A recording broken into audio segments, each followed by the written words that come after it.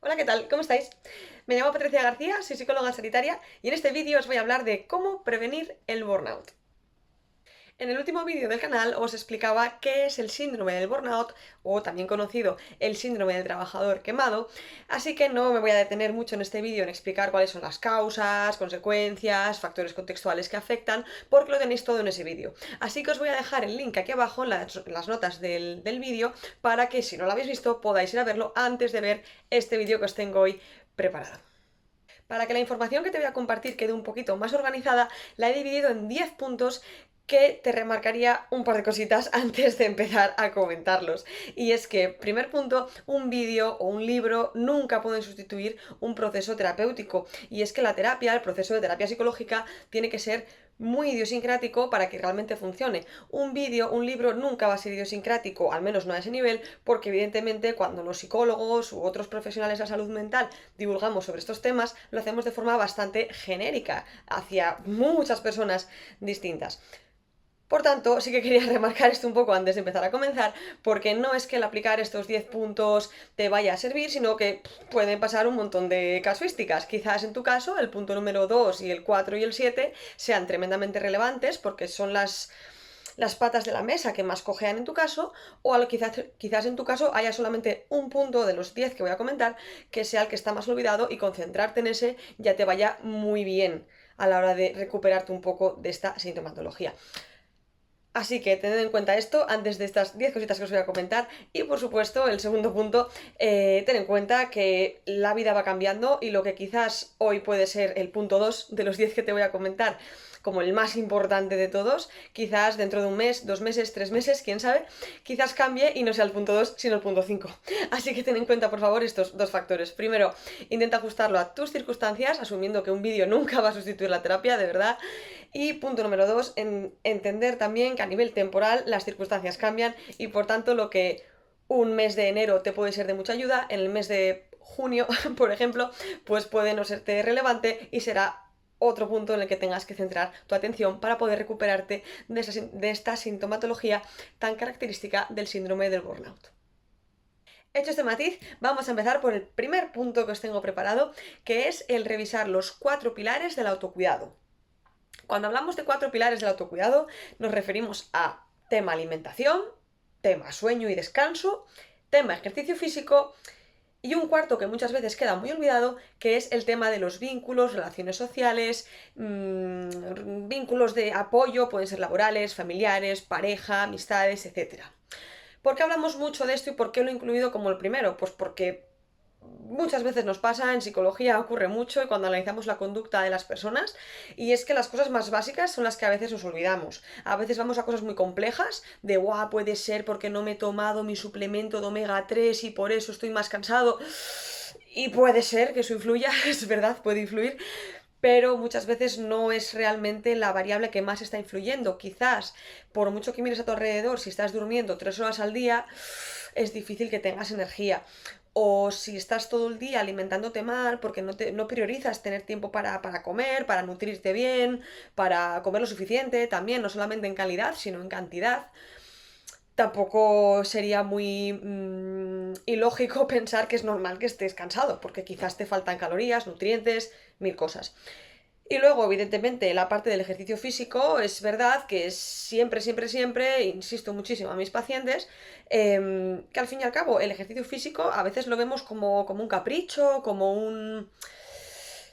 ¿Cómo decirlo? Como, bueno, si tengo tiempo, pues me hago media horita de gimnasio, voy a caminar, cuando en realidad por nuestro propio cableado genético, por animales que somos, por cómo hemos evolucionado durante millones de años, realmente tendría más sentido ver el ejercicio físico, y con esto no me refiero a ser un atleta, que tengas que competir, entrenar todos los días, no, ejercicio físico pues como de una persona normal, como tú y como yo, que hacemos ejercicio pues porque te gusta practicar un deporte, el que sea, el que más te gusta a ti, porque quedas el sábado con tus amigos a echar una pachanga de baloncesto y desconectas y te lo pasas muy bien, o lo que sea. Cuando decimos ejercicio físico nos referimos a la mayoría de la población, es decir, un ejercicio, una actividad física, si quieres llamarlo así, que te permita cuidarte, pero sin que tenga que ser una exigencia y un nivel de alto rendimiento que ya te suponga tener que dejar de trabajar para poder hacerlo. Entonces, Este tema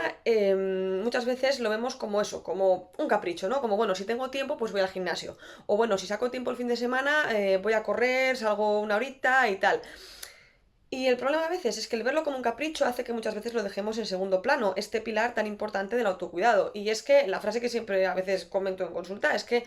realmente el ejercicio físico, más que un capricho, es una necesidad biológica o fisiológica, en cierta medida. Porque al fin y al cabo tú puedes estar comiendo perfectamente, durmiendo tus 8 horas, pero si no haces nada, nada de ejercicio, eres muy, muy sedentario, realmente eso, más pronto que tarde, te va a acabar pasando factura. Evidentemente no es dicotómico. Evidentemente, no es que tú hagas una hora de correr y vaya todo bien, y si solo haces 50 minutos, como no has llegado a una hora, pues ya no vas a obtener beneficios. No, pero quizás sería importante revisar, igual que los demás, este pilar que muchas veces se queda olvidado o tendemos a infravalorarlo por ser eso, como un capricho. Y luego el cuarto pilar importante, que este de verdad queda muy olvidado muchas veces, es el tema del ámbito social. Y no nos referimos a el estar rodeado de gente, acompañado en la oficina, porque realmente tú puedes estar súper acompañado, súper acompañada, pero si tú no notas que hay vínculos, que hay conexión con esas personas que te acompañan, realmente a modo de autocuidado, en términos de salud mental, el cerebro lo que interpreta es que estás solo. Y es que es así. O sea, el cerebro entiende que para que tú puedas sobrevivir necesitas que haya vínculos con otros iguales, con otros Homo sapiens. Si tú estás rodeado de Homo sapiens, pero no hay una conexión, un vínculo, un yo sé que si tengo un problema puedo llamar y puedo escribir a no sé quién para hablar, para pedir ayuda, para que me ayude, para lo que sea. O si tú realmente crees que puedes confiar en alguien, pero depende del día, no es algo estable, no es algo sólido, no es algo, en fin, no es un vínculo sano, sino que es más bien intermitente, a tu cerebro lo que le llega es una señal de alarma. Y por tanto, este pilar, este cuarto pilar del ámbito social, de los vínculos, diríamos que habría cositas que pulir para que pudiéramos hablar de que ese pilar del autocuidado, en este caso la parte social, está siendo debidamente tratada, por así decirlo. No voy a entrar en mucho más detalle en cada uno de los pilares, porque esto daría para un vídeo cada uno o para un vídeo de autocuidado en general, pero sí que es importante de cara al burnout, porque con que te falle uno de esos ya sería motivo importante para poder revisarlo, empezar a hacer cambios y poder ver si cambiando este pilar esos síntomas del burnout empiezan a mejorar. El segundo punto es el preguntarte si estás haciendo una adecuada separación de tu vida laboral versus tu vida personal. Aquí habrá que hacer un matiz, y es que dependiendo muchísimo de tu tipo de trabajo, de tus funciones, de tu cargo en la empresa, o si eres autónomo de tu negocio, etcétera, habría que tener en cuenta que a veces esa línea es más ancha o más fina. Y es que muchas veces en muchas actividades, pues lamentablemente esa línea es tan fina que es muy difícil discernir dónde entra una y dónde acaba la otra. Hay trabajos que es más evidente, por ejemplo, si tienes, pues no sé, pues un trabajo de oficina de 8 a 5, estás por cuenta ajena, no tienes teléfono de emergencias, y en cuanto sales el viernes a las 5 y fichas, puedes cerrar la cabeza hasta el lunes a las 8 de la mañana de la semana siguiente. Ahí probablemente es mucho más sencillo y la línea está mucho más clara, pero en trabajos, pues por ejemplo, pues autónomos, CEOs de empresa, directores, etcétera, personas con altos cargos, pues ahí es verdad que es más complicado. Y aquí es verdad que sí que te diría que muchas veces la paradoja es que el intentar forzar esa línea y hacerla como tan taxativamente fija entre vida personal y vida de trabajo, lo que acabas viendo en consulta es que paradójicamente genera más estrés el querer separarlo todo muchísimo que el asumir que va a haber ciertos momentos, ciertos días, ciertas cositas en general que va a ser imposible de separar. Y a veces vale más teniendo en cuenta tu rutina, tu personalidad, tus preferencias, lo que más te suma y lo que más te resta en tu caso particular. A veces vale más aceptar que hay cosas que, bueno, que forman parte de la vida, del trabajo, de la situación que has elegido, que intentar forzarlo y entrar en esta rigidez de no, para nada, de esta es mi hora de descanso y ni de broma nada se tiene que juntar y no me puede venir ningún pensamiento relacionado con el trabajo porque entonces no estoy desconectando. Y de verdad que lo que ves en consulta es que esto genera una paradoja muy extraña, y es que cuanto la persona más intenta desconectar, más conectada está con el trabajo. Y en cierta medida, entendiendo cómo funciona la mente, tiene todo el sentido del mundo. Es el clásico no pienses en un elefante rosa. A veces ves que la persona intenta esforzarse por, bueno, creo que tengo burnout, esto no puede ser, vamos a desconectar, voy a estar todo el fin de semana y no voy a pensar en el trabajo, antes me corto una mano. ¿Vale? La pauta parece sencilla, pero teniendo en cuenta cómo funciona la mente, el hecho de decirte prohibido pensar en el trabajo, spoiler, vas a pensar en el trabajo, antes o después. Así que es verdad que es importante tener momentos de desconexión. Y ahí seguramente tú, mejor que yo, sabes cuáles son los que en tu caso son innegociables. Por ejemplo, si estás con tus hijos, si estás con tu pareja, si estás saliendo a correr, lo que sea, cada uno tiene que ver en su rutina qué es lo innegociable y lo que no, y lo que sí que se puede negociar. Pero también es verdad que hay casos que el intentar hacerlo de forma muy rígida, como bien sabemos muchas veces los psicólogos, todos los pensamientos, conductas o dinámicas que lleven a la rigidez rara vez suelen llevar a buen puerto y es que suelen generar a veces más problemas que beneficios. Así que te diría en resumen que tengas en cuenta estas dos cosas, que es verdad que hace falta compartimentar en cierta medida parte laboral versus parte personal, pero es verdad que si dependiendo de cuál sea tu trabajo, ahí lo sabrás tú mejor que yo, cuáles son tus funciones y cómo te puedes tú organizar para hacer esta división de manera que no te interfiera, si a la hora de hacer esta división tienes que ponerte muy rígido, muy taxativo, muy en contra de tu mente, te acabas salpicando de forma indirecta los cambios que haces, etcétera, quizás estés entrando en esta paradoja que te acabo de comentar y quizás ahí vale más aceptar que algunas cosas van a estar un poco mezcladas, siempre y cuando no te interfieran o te interfieran lo mínimo posible, reduciéndolo a lo mínimo posible. A veces vale más aceptar eso que intentar no aceptar lo inevitable y que te acabe generando el doble de frustración. El tercer punto que te iba a comentar es el preguntarte cómo son tus descansos. Puede ser que estés efectivamente descansando por las tardes, el fin de semana, periodos de vacaciones, días festivos, pero ¿qué haces en ese descanso? ¿Realmente es una desconexión real, profunda, con D mayúscula? ¿O en tus descansos estás hablando del trabajo, revisando un email del trabajo, haciendo llamadas del trabajo porque no te ha dado tiempo a terminar? ¿El descanso que haces se parece mucho al rato que estás trabajando? Por ejemplo, si tú estás en una oficina y trabajas delante de una pantalla 8 horas sentado delante de esa pantalla y tu descanso es levantarte de tu silla e irte a otra sala en la que también estás sentado y con la pantalla del móvil, realmente tu cerebro no está entendiendo realmente que es un descanso real. Quizá en este caso tendría más sentido hacer un descanso activo, es decir, un descanso en el que puedas hacer algún estiramiento, que puedas moverte físicamente, como poco que estés de pie, por lo menos para cambiar de postura y prevenir dolores de cervicales, de lumbares, de un montón de cosas más. Y por supuesto que no estés delante de una pantalla para descansar tus ojos.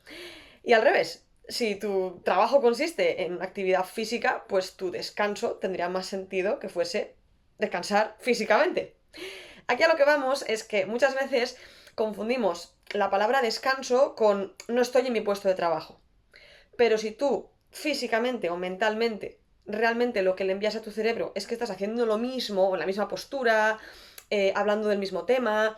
resolviendo problemas similares a los que resuelves en el trabajo, realmente tu cerebro no acaba de entender que estás descansando. Aunque tú sepas que sí, racionalmente, lo que le llega, el input que le llega a tu cabeza es que la jornada sigue, por así decirlo. Por eso muchas veces, otra cosa que vemos mucho en consulta a los psicólogos, es que a veces el paciente te dice, no, si yo descanso, si yo el fin de semana no trabajo, en vacaciones no estoy trabajando, todo bien, pero en cuanto rascas un poquito y evalúas un poco qué hace esa persona en sus descansos, empiezas a ver pues que revisa el correo de la empresa, su jefe le llama porque no respeta los límites y esa persona tampoco le está poniendo límites de no te voy a coger el teléfono si estoy de vacaciones, por ejemplo. O el ejemplo tipiquísimo de personas que trabajan en la oficina es el que os puse antes, ¿vale? Personas que eso, trabajan en una oficina 8 horas sentadas y su rato de descanso, igual 10 minutos, 20, 5, los que puedan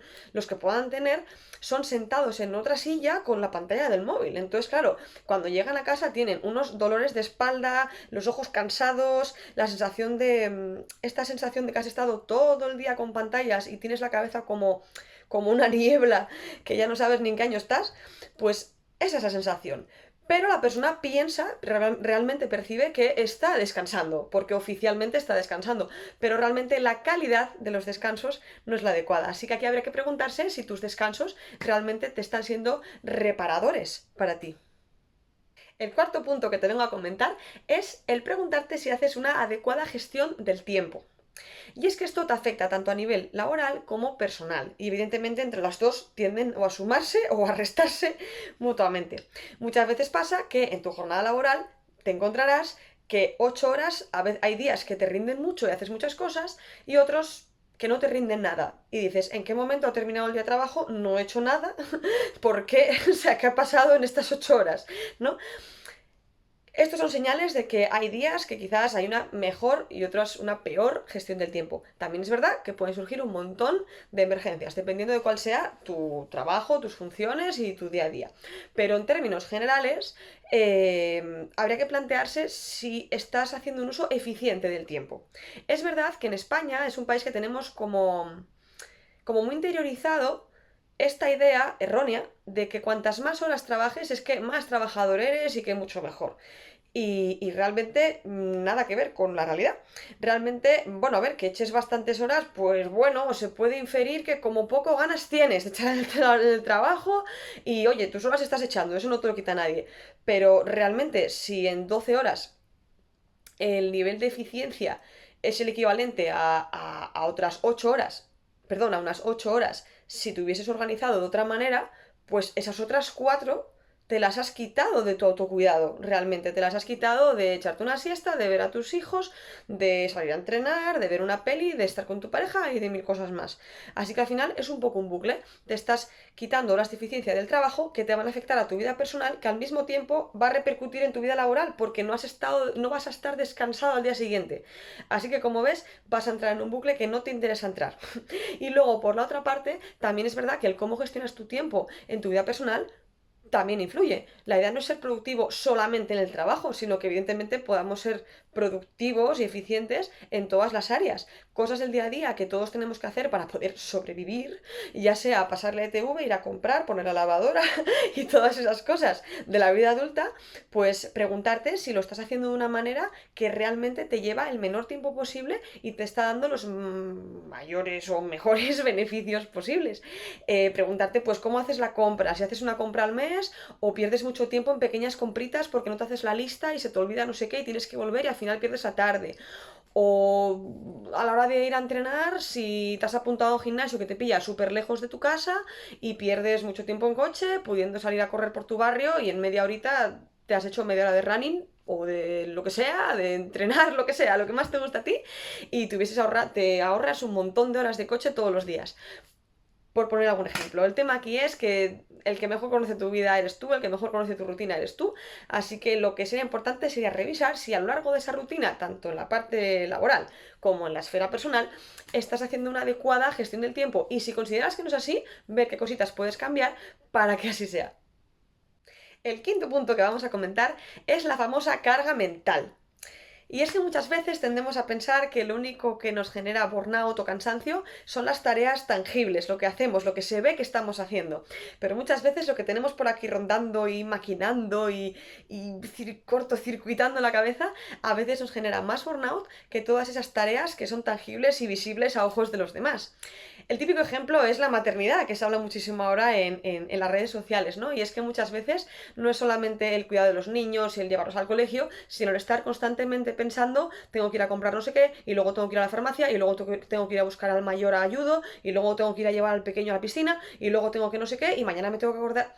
Todo ese tipo de procesos de tengo que es generan un estrés enorme en nuestra cabecita. Y al final nuestra cabecita nos lo acaba diciendo en forma de pequeños olvidos, mucho cortisol, estrés, insomnio, irritabilidad y todos esos síntomas del burnout que no voy a entrar, que te los comentaba en el anterior vídeo en el que explico qué es el síndrome de burnout, pero que al fin y al cabo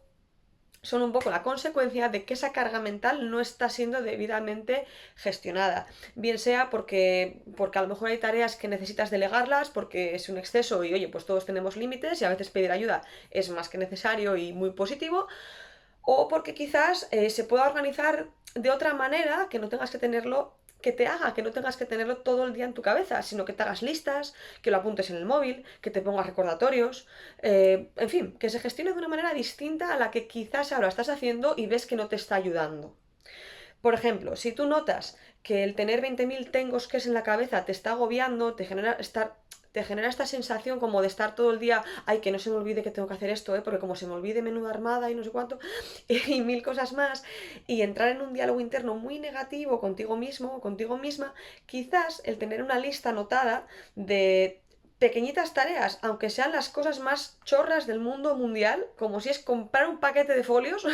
que lo puedas apuntar en el móvil o en una libreta, si prefieres el formato lápiz y papel, y así por lo menos sabes que no se te va a olvidar porque es coger tu libreta, revisar lo que tienes que hacer y sabes que está ahí. Son pequeños detalles, pero que de verdad cuando los empiezas a incorporar te das cuenta de que al final había muchísima carga mental que podías por lo menos plasmarla al menos en un papel, algo tan sencillo, económico y rápido como plasmarlo en una lista, y que así por lo menos puedes ir vaciando esa carga mental y luego ya decidir pues cuándo lo puedes hacer. Y luego, por otro lado, también habría que preguntarse la primera parte que te dejaba un poco ya caer, y es el tema del delegar. Aquí es verdad que a veces es difícil porque no todo el mundo, todas las personas tienen las mismas circunstancias ni los mismos apoyos sociales, pero igual habría que plantearse, bueno, quizá hay tareas que no te lo has planteado, pero quizá sí que se puedan delegar en alguna persona, o contratar a una persona que te ayude con las cosas de casa, o dejar a los hijos con un familiar, amigo, un día puntual y otro día te quedas tú con los suyos, yo qué sé, a ver, se pueden mirar un montón de cosas, preguntar a tu pareja si, oye, pues en lugar de esperar a que te lea la mente y lo haga él o ella, decirle, oye, mira, estoy hasta arriba, puedes encargarte tú de llevar al crío a la piscina, o sea, que llevo un año llevándolo yo y no doy abasto. Por ejemplo, quizá esa persona, como te ve que lo haces todos los días, ni siquiera se ha planteado si estás hasta arriba, igual no le llega esa información. Pues ahí está nuestra querida comunicación para ayudarnos. Así que estas son diferentes cositas, diferentes ideas rápidas que te he ido un poco dando, pero al final el objetivo sería que puedas tener un nivel de carga mental que sea asumible, porque todos tenemos límites y todo no siempre se puede, y si el nivel es el adecuado, que tengas una adecuada gestión de ese nivel de carga mental. El sexto punto que te voy a comentar es el preguntarte cómo es tu ambiente laboral. Y es que parece muy obvio, pero si el ambiente es, bueno, tenso, nocivo, hay mal rollo, mal ambiente, pues evidentemente aumentamos las papeletas para que desarrolles síndrome de burnout, porque vas a estar más en tensión, vas a estar más en alarma, vas a estar más pendiente de si te equivocas en una coma de un informe y te echan la bronca, vas a estar más pendiente de si tu jefe ve que haces un fallo y en lugar de hacerte una crítica constructiva va por ti y te intenta ridiculizar delante de todo tu equipo del departamento y mil cosas más que escuchamos los psicólogos en consulta, pues no hace falta ser un lince para entender que si tu ambiente es muy nocivo, pues dentro de lo que puedas, hombre, pues si se pudiese cambiar algo, pues sería una buena pauta para prevenir el burnout. ¿Cuál es el problema que nos encontramos en este punto? Pues que no muchas veces se puede, de hecho pocas veces, lamentablemente, pocas veces se puede. Es verdad que aquí la pauta sencilla sería, bueno, pues cambia de trabajo y ya está, ¿no? Pero ese tipo de afirmaciones, de verdad que a mí al menos y a muchos compañeros psicólogos nos hierve la sangre, porque es como decir a la persona que, bueno, tu problema es muy sencillo, deja de trabajar, dejas de cobrar, no sé quién te va a pagar la hipoteca, otra vez, no sé, el Espíritu Santo,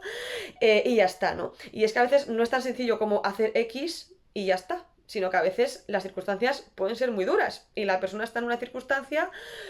pues muy variopinta, como puede ser, me he sacado una oposición que me ha costado 10 años sacar y ahora resulta que tengo un ambiente que me está perjudicando a mi salud mental. ¿Qué hago? O personas que tienen pues deudas, una hipoteca, pues un préstamo del coche, tres hijos que mantener, yo qué sé, mil gastos y no pueden permitirse alegremente cambiar de trabajo y ya está, porque es que no es tan sencilla la vida a veces. Ojalá fuera tan sencilla, pero no siempre es tan sencilla. Si por supuesto tu caso es sencillo de cambiar, te diría cambia pero ya. O sea, tú piensas que vas a estar 8 horas al día si trabajas jornada completa, 8 horas al día, si no más, porque a veces hay horas extra, aguantando a un entorno que te es nocivo para ti. O sea, un tercio de tu vida prácticamente vas a estar aguantando a gente que es nociva para ti. Imagínate el daño que puede hacer eso a tu salud mental. Así que si está en tu mano cambiarlo a corto, medio o largo plazo, te animaría, te insto a que lo puedas hacer. Te animaría muchísimo que lo hagas. Pero también somos conscientes que muchas personas no están en esa situación y no es tan fácil como cambiar y ya está. Ahí es verdad que las maniobras tienen que ser un poquito más complejas. Empezando por ver qué cosas se pueden cambiar, cuáles no. ver qué personas de tu entorno son las que, ¿cómo decirlo?, más nocivas te resultan, en el sentido de que sean más agresivas o más destructivas contigo. Luego, por supuesto, el tema de la asertividad, ver hasta qué punto, con quién y en qué medida puedes poner límites, teniendo en cuenta qué consecuencias tendrá eso para ti. En fin, es un tema de verdad muy delicado y de verdad que si tienes un ambiente laboral complicado, te mando un montón de ánimos y ojalá que eso te pueda cambiar de alguna manera, ya sea que lo cambies tú o que las circunstancias cambien, porque de verdad que es bastante... Es exasperante y los psicólogos de verdad que lo vemos mucho en consulta. De hecho, uno de los motivos de consulta más habituales son problemas de ansiedad, de depresión, de burnout, etcétera, y es por el ambiente laboral. O sea, no es tanto por las funciones, los informes que entregar, no, es por el ambiente, porque las personas de su alrededor, de ese paciente, pues le resultan nocivas porque no tienen unas dinámicas saludables entre el equipo, los departamentos y demás.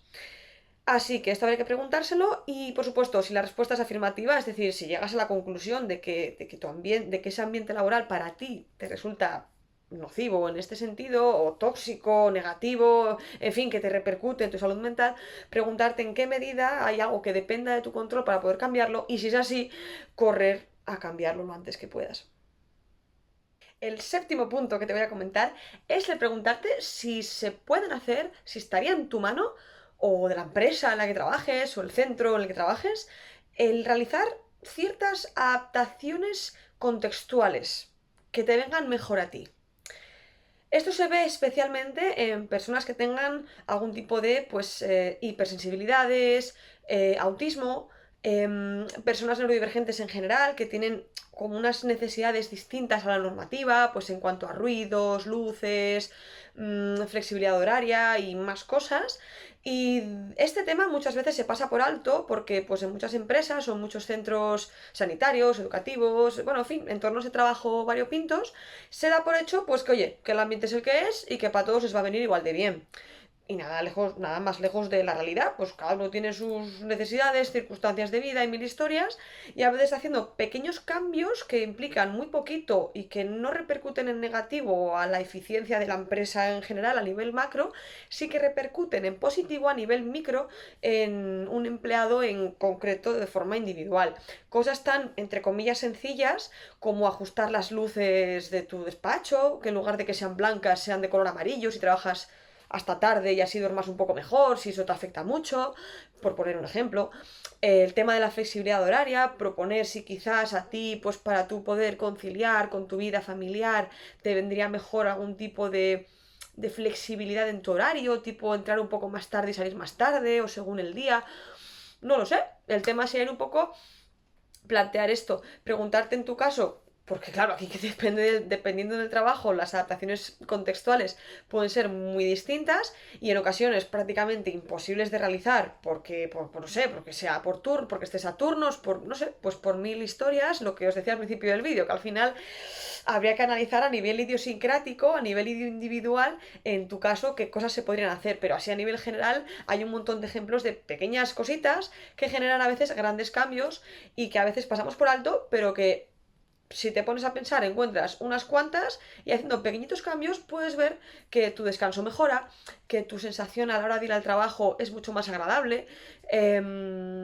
incluso que tienes más ganas de trabajar y no tantas ganas de por favor que se acabe ya el tiempo y me quiero ir a mi casa ya, pues no aguanto más aquí, o cosas tan simples como el tema de los ruidos. Por ejemplo, si eres una persona que le molesta mucho, mucho, mucho el ruido y trabajas en una oficina en la que estás rodeado de gente, que hay llamadas, ruidos, interrupciones y notas que eso repercute seriamente en tu nivel de productividad, de eficiencia a lo largo de la jornada, quizás plantearte, pues no lo sé, ponerte unos cascos que anulen el ruido para poder estar tú más centrado o dedicar en momentos que haya más ruido a tareas que sean más mecánicas. Estos son algunos pequeños ejemplos, pero el tema sería analizar tu caso individual y ver qué adaptaciones contextuales se podrían hacer que te mejoren un poquito más la vida y prevenir estrés síndrome del burnout. El octavo punto que te voy a comentar es el revisar cómo van tus expectativas en cuanto a tus niveles de productividad. Y es que muchas veces las expectativas nos la pueden armar mucho, no, muchísimo. Lo que a veces te encuentras en consulta es que la persona te empieza a verbalizar, mira, tengo este problema, porque esto, lo otro, y es que soy muy poco productivo, porque me pasa esto y lo otro, y claro, no rindo, porque tal y cual. Y en cuanto te pones a contextualizar y a poner sobre la mesa en términos absolutos lo que esa persona hace, realmente dices, bueno, realmente esto para ti es no ser productivo, o sea, ¿en serio? O sea, y es que muchas veces no nos damos cuenta, pero como que el ser humano sí es verdad que tendemos a siempre querer más, es decir, por nuestro cableado cerebral, como muchas veces os doy la chapa en los vídeos, al final somos animales que estamos hechos para sobrevivir en un entorno de escasez, y en un ambiente de escasez el conformarte con poco pues no era muy adaptativo. En cambio, en un entorno como puede ser el de hoy, en el que ya no hay esa necesidad de estar siempre a la caza de comida o a recolectar frutos para poder sobrevivir y comer, etcétera, pues a veces eso nos puede ir un poquito en contra. Y es que hay muchas personas que a veces lo que ocurre es que sí que están haciendo muchísimas cosas y son bastante productivas, pero su percepción subjetiva, su análisis personal es que no lo están siendo en absoluto. Y por tanto, se esfuerzan en trabajar más, en producir más aún, y todo ello acompañado de un autodiálogo interno muy negativo para con ellas mismas, del tipo, soy un desastre, soy un inútil, es que no valgo para nada, es que yo antes hacía mucho más, es que no valgo para nada, etc, etc, etc. Con todas las repercusiones que esto tiene a nivel de salud mental, autoconcepto, autoestima, niveles de autoeficacia y más cosas. Así que habría que plantearse si en tu caso estás haciendo una justa y sana evaluación de qué tan productivo estás siendo, si realmente es una evaluación sana y objetiva y efectivamente estás encontrando, oye, no soy lo suficientemente productivo, vale, entonces tendríamos que ponernos a analizar cómo hacer pues para ser más productivo sin tampoco dejarnos la piel en el camino, que tampoco es la idea. Pero si en tu caso ya estás siendo lo suficientemente productivo, quizás es un tema de ajustar estas expectativas y no cargarte con más exceso de trabajo, porque lejos de ayudarte a sentirte más productivo, lo que va a generar es más sintomatología, aún si cabe, de síndrome del burnout, de sensación de no estoy siendo autoeficaz, tengo que hacer más, como me pongo más y veo que tampoco llego, sigo sintiendo que no estoy siendo productivo, y de nuevo entramos en un bucle del que luego cuesta mucho salir. El noveno punto que te voy a comentar no tiene tanto que ver con el tema laboral, sino que vamos a poner el foco en cómo están tus otras áreas de la vida. Y es que una cosa que siempre comentamos en consulta es que al final el ser humano, por mucho que de forma artificial intentemos dirimir y como carpetear áreas de la vida tipo, bueno, familiar, pareja, amistades, laboral, ocio, en realidad todas están en- entrelazadas, y es que en realidad que te vayan bien con la pareja va a repercutir en positivo a tus otras áreas, y si te va mal con tu pareja también te va a repercutir, pero en negativo, en este caso, con otras áreas. Así que muchas veces lo que ocurre, no siempre, pero muchas veces el factor importante es este, y es que cuando analizas la vida de la persona te das cuenta de que el único área que va, entre comillas, bien es la parte laboral, y el resto de áreas, social, pareja, amigos, hobbies, proyecto vital y un montón de cosas más, por H o por B no están yendo del todo bien, y al fin y al cabo la persona cuando va a trabajar, que es como su refugio, su mundo en el que, bueno, aquí me siento eficaz, me siento eficiente, mis compañeros me valoran, mi jefe me valora también como trabajador, etcétera, me siento reconocido, me siento bien. ¿Qué pasa? Que cuando llego a ese refugio, si todas mis otras áreas de vida no están funcionando bien, pues evidentemente no voy a poder separarlo, y me van a venir pensamientos de qué mal me va en esto, qué mal me va en lo otro, y al final eso a veces acaba potenciando que hayan estos síntomas de burnout, en el sentido de que pues te repercuta en tu productividad, en tu eficiencia, te notes irritable en el trabajo y no entiendas muy bien por qué, porque aparentemente sobre la mesa, en términos absolutos, parece que todo va bien en el trabajo. El problema viene por otros lados y, como decía al principio, pues al final todo está conectado, y al final, más pronto que tarde, te va a acabar salpicando. Así que habría que revisar también, nunca está de más, revisar cómo están el resto de áreas de tu vida, y sobre todo de qué manera, si es así, de qué manera te están salpicando en la parte del área laboral. Y el décimo y último punto que te quería comentar, pero no por ello menos importante, es el preguntarte si realmente estás pidiendo ayuda cuando lo necesitas, o intentas a toda costa y a todo precio hacerlo todo por ti mismo, por ti misma, y a todo coste y sin importar lo que pase. Muchas veces, y teniendo en cuenta el contexto en el que estamos, tiene sentido en este contexto de el individualismo, de si quieres puedes, no dependas de nadie, hazlo por tu cuenta, hazlo tú solo, que es mejor, sé independiente, todas estas cosas que hasta cierto punto, sin excesos, tiene sentido y es hasta adaptativo en muchos contextos. El problema es que a veces pues deja de serlo. Y son esos momentos en los que pues el exceso de trabajo, el nivel de trabajo es excesivo,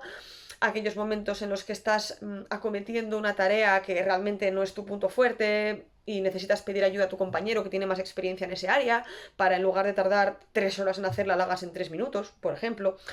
Eh, Mil cosas. Un día te encuentras mal y no estás del todo centrado, centrada para poder hacer la tarea que estés haciendo y mil cosas. Entonces, al final, se resume un poco en si tienes incorporado en tu repertorio conductual la conducta de pedir ayuda cuando hace falta. En cristiano, si te permites pedir ayuda cuando lo necesitas o no. Y es que muchas veces el burnout correlaciona muchísimo, y lo ves claramente en consulta, con un perfil de personalidad como muy de buscar la autoeficiencia, yo tengo que hacerlo solo, pedir ayudas de débiles y todo ese tipo de dinámicas y de pensamientos que antes o después nos hemos, como que la persona lo ha ido aprendiendo a lo largo de su historia de vida y acaban proyectándose en el área laboral con todas las consecuencias negativas en este caso que eso tiene. O aunque no lo haya aprendido de forma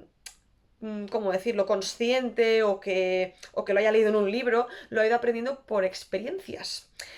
Es decir, personas que a lo mejor cuando han pedido ayuda no les ha ido del todo bien. La otra persona se ha aprovechado de ellas o le han ridiculizado por pedir ayuda o ha pedido ayuda, ha delegado y la persona en la que confió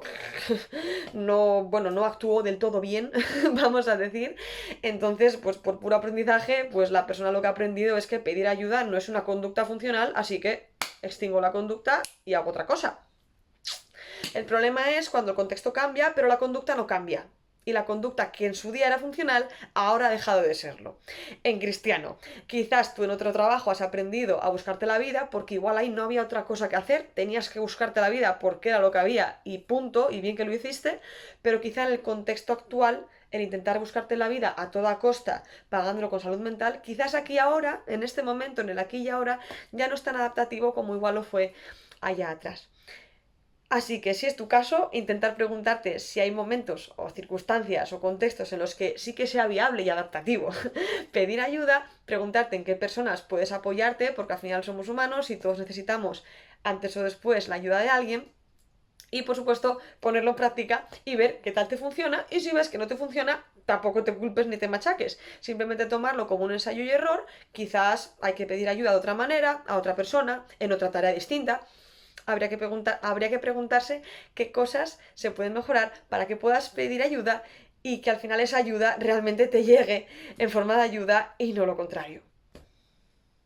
Y hasta aquí los 10 puntos que quería comentarte sobre cómo prevenir el síndrome del burnout. Gracias por llegar hasta aquí. Si te ha gustado el vídeo, puedes darle a like, compartir, comentar, suscribirte al canal si quieres que te lleguen notificaciones cuando haga más vídeos como este. Y con eso me ayudas un montón a que pueda dedicar más tiempo a generar este tipo de contenido. Si estás pensando en comenzar tu proceso de terapia, puedes contactarnos sin compromiso en los datos que te pongo aquí abajo en la descripción y mi equipo de psicólogas y yo buscaremos la manera de poder ayudarte. Que pases una buena semana y un abrazo.